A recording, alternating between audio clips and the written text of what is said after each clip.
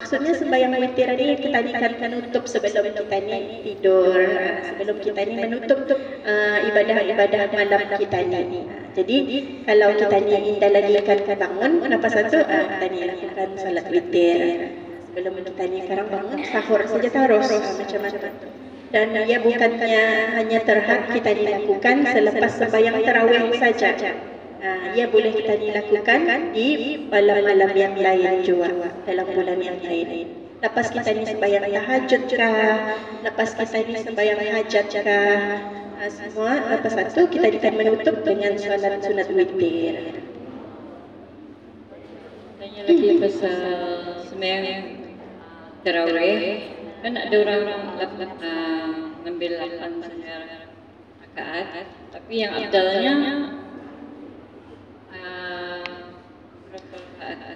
kalau kita ni mengira afdal sama indah ni, indah mengikut berapa bilangannya. Cuma kita ni sendiri boleh berfikir secara logik. Kalau aku bagi kita 8 ringgit sama aku bagi kita 20 ringgit, kita ni lagi suka mana? 20 ringgit. Maka yang afdal ialah 20. Tapi Rasul sallallahu alaihi wasallam diriwayatkan melakukan sembahyang tarawih 8 rakaat. Tapi 8 rakaat yang Rasul sallallahu alaihi wasallam lakukan bukan macam 8 rakaat kita ni. Kita ni satu rakaat imam akan membaca beberapa keratan ayat. Satu ayat, dua ayat daripada satu bacaan mushaf itu. Tapi Rasul sallallahu alaihi wasallam satu rakaatnya rakaat yang panjang. Panjangnya kita ni dah tahu. Mungkin satu juzuk, mungkin separuh juzuk, kita ni dah tahu panjangnya. Sebab itulah 8 rakaat itu boleh makan masa sampai ke sahur. Jadi bukannya berapa banyak yang kita ni kan fikirkan. Kalau kita ni lihat juga panjangnya atau pendeknya itu juga mengambil tadi ambil kira quality versus quantity ataupun quantity versus quality. Jadi kita ni sebenarnya mana-mana saja diberi kelonggaran arah kita ni. Ia salat sunat saja, indah diberatkan. Indah dimestikan kita ni ikut 20 indah. Ya salat sunat mana-mana yang kita ni mau tambah sampai 40 rakaat pun boleh. Mana-mana salat sunat kita ni tidak perlu ambil pusing.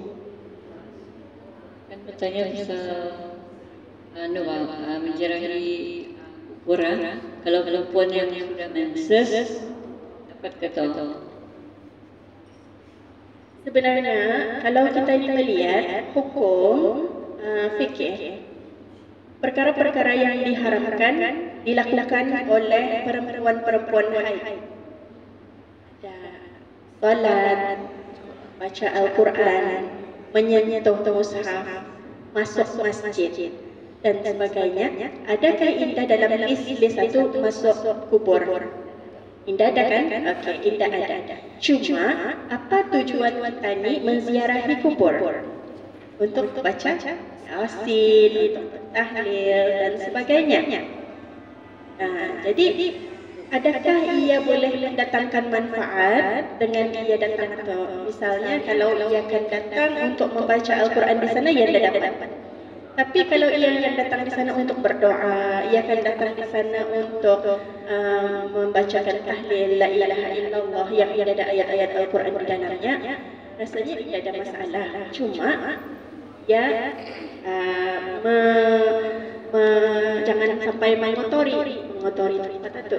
Tidak pula menjual sebenarnya. Yang penting kita lihat di dalam perkara-perkara yang diharamkan untuk orang haid itu. Ada menghormati dan adab dan manfaat apa yang boleh kita ni lakukan di sana ketika kita ni haid.